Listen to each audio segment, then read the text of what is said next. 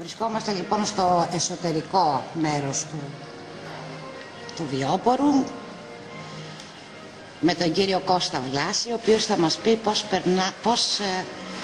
περνάνε τις έναστρες νύχτες του καλοκαιριού εδώ στο βιόπορο, αλλά και το χειμώνα.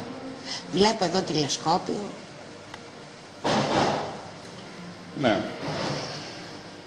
Όντως, έχουμε ένα τηλεσκόπιο που μπορούμε να δούμε κάποιους πλανήτες και να ξεναγηθούμε στον ένα αστροουρανό όταν έχει αστροφεκιά που λέμε, όχι συννεφιές, και να πούμε μερικά λόγια για τους αστερισμούς που έχουν όλα μια μυθολογική θέση στον ουρανό. Και τα βράδια όταν έχει καλό ξάστερο ουρανό μπορούμε να ξεναγηθούμε στο στερέωμα, να δούμε τους αστερισμούς της εποχής και να τους συνδέσουμε και με την μυθολογική υπόστασή τους.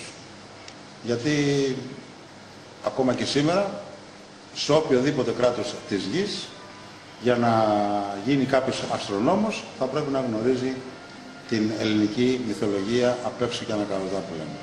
Πολύ σωστά. Έτσι έχουμε λοιπόν εδώ ένα τηλεσκόπιο και όταν ανατέλει ο χρόνος, με την έννοια ανατέλει σουρανή δηλαδή, τη νύχτα, μπορούμε και τον βλέπουμε τους δαχτυλιούς του, τους χρόνους του δαχτυλίου και του Δία, τις ζώνες και τους δορυφόρους του. Του Άρη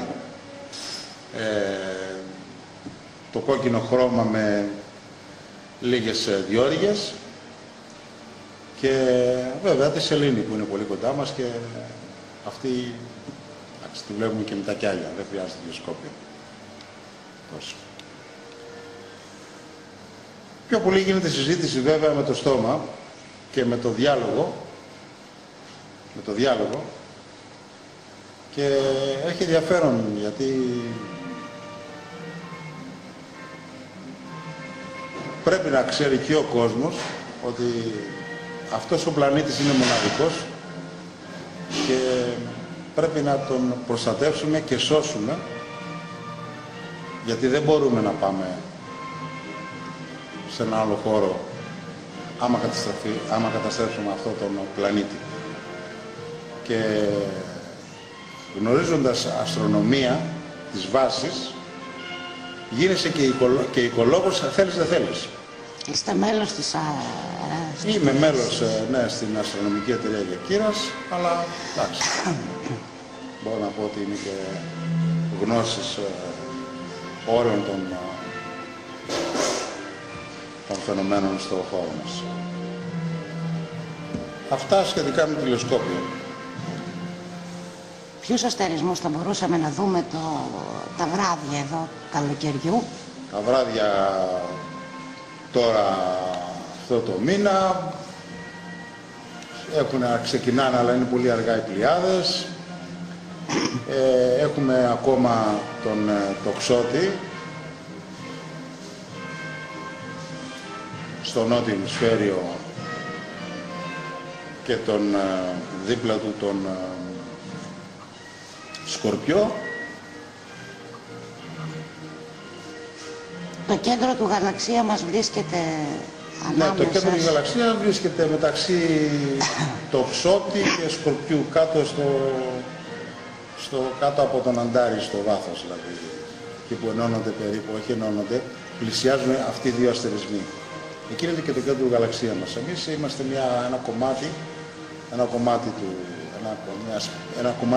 ένα απειροελάχιστο τμήμα της Πύρας και μάλιστα είμαστε στο Ορίωνα την δικαιοδοσία που λέμε. Τα βράδια έχετε δει τίποτα περίεργα φαινόμενα? Ναι, είναι γεγονός ότι έχουμε παρατηρήσει και εμείς και πληροφορίες από φίλους που παρατηρούν τον ουρανό ότι κάποια φαινόμενα που το δικό μυαλό δεν μπορεί να τους δώσει μια εξήγηση. Πολλές φορές δεν χρειάζεται να εξηγούμε, απλώς να βλέπουμε. Ναι. Πάντως θα ήθελα κι εγώ μια μια ερμηνεία αυτών των φαινομένων που καμιά φορά βλέπουμε από τον μπαλκόνι του Βιώπορου. Όπως? Στη θάλασσα μέσα πριν από 2 μήνες συναντήσαμε στο βάθος τον ορίζοντα ξαφνικά και από το πουθενά να εμφανίζονται λες και ήταν ουρανοξύστες του Μανχάταν. Μια εθερική πολιτεία δηλαδή θα λέγαμε. Και πήρα τηλέφωνο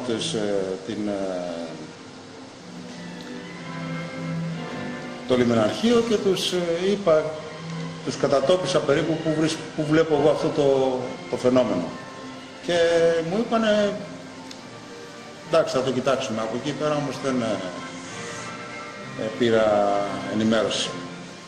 Το θέμα είναι ότι αυτός ο όγκος των πλωτών παρουσιάστηκε ξαφνικά και χάθηκε ξαφνικά και εγώ σαν ναυτικός που είμαι γνωρίζω πώς παρουσιάζεται ένα πλωτό και πώς φεύγει ένα πλωτό. Πλωτό ήταν αυτό, ήτανε πλωτό. Πλωτό, μάλλον πλωτό ήταν, δηλαδή ήταν πάνω στην επιφάνεια της θάλασσας. Τι να είναι άμα δεν είναι πλωτό. Ολόκληρη πολιτεία πάνω στην επιφάνεια της θάλασσας. Όχι ολόκληρη πολιτεία, θα λέγαμε τεράστια, απλώς φαινόταν σαν να ήταν ουρανοξύστες. Όχι με πόνο ψηλά, αλλά μεγάλα κτίρια. Που δεν τέριαζε με ένα όμπο πλοίο ή με ένα πλοίο που μεταφέρει κοντέινερς. Δεν είχαν αυτή την... Και εξάλλου πήρα τα κιάλια και κοίταξα και δεν έμοιαζαν πλοία το ένα δίπλα στα άλλο όπως παρουσιάστηκαν στα μάτια μου. Στα μάτια μας, γιατί το κοίταξαν κι άλλοι, το είδαν κι άλλοι.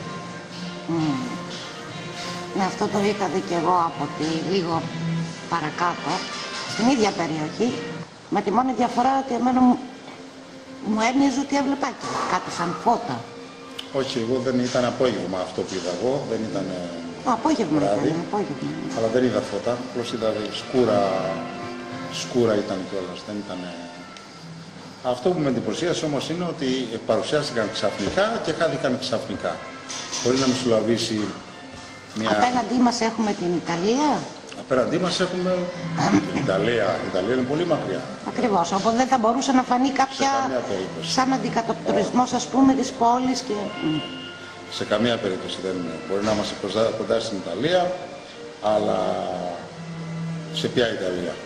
Είναι τόσο μακρινή για τα μάτια του ανθρώπου που δεν... Και δεν έχουμε και κάποια άλλη πόλη. Και είναι ορίζοντας η θάλασσα. Είναι ορίζοντας, δεν υπάρχει από τη μεριά τη δυτική της Κέρκυρας στεριά τόσο κοντινή που να υπάρχει αντικατοπτρισμός σε άλλο τι. Άλλο περίεργο φαινόμενο στον ουρανό. Στον ουρανό έχουμε παρατηρήσει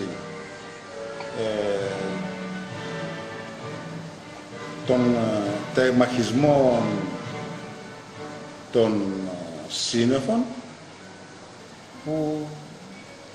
και μια στήλη μοβ που ξεκινούσε από τον ορίζοντα και πήγαινε πάνω στο διάστημα, στο χώρο, έπιανε απόσταση, διάμετρο περίπου με γήινα μέτρα γύρω στα 1,5 με 2 μέτρα και τεράστια ως προς το μήκος της και ξεχωριστό, όπως είπα, χρώμα με σχέση με το χρώμα που ήταν δίπλα του. Αυτή ήταν μια φωτεινή, ήταν μια ακτίνα μοβ χρώματος. Εδώ, ενώ δεξιά της, αριστερά της, ήταν κατακαιρματισμένα σύννεφα, λες και τα είχε κόψει με το μαχαίρι. Δεν υπήρχε αυτό το άναρχο σχήμα των σύννεφων, αλλά υπήρχε μια γραμμή, το ένα σύννεφο δίπλα στο άλλο, λέξεις και το είχε χωρίσει και κόψει με το μαχαίρι. Και αυτά τα φαινόμενα πάλι μας εντυπωσίασαν, δυστυχώς εμείς δεν είμαστε γνώστες και τι θα μπορούσε να συμβεί. Εμείς απλώς παρατηρούμε. Με ένα φυσικό παρατηρητές είμαστε. Περίεργα αντικείμενα να πετάνε εδώ στον ουρανό έχετε παρατηρήσει στην περιοχή?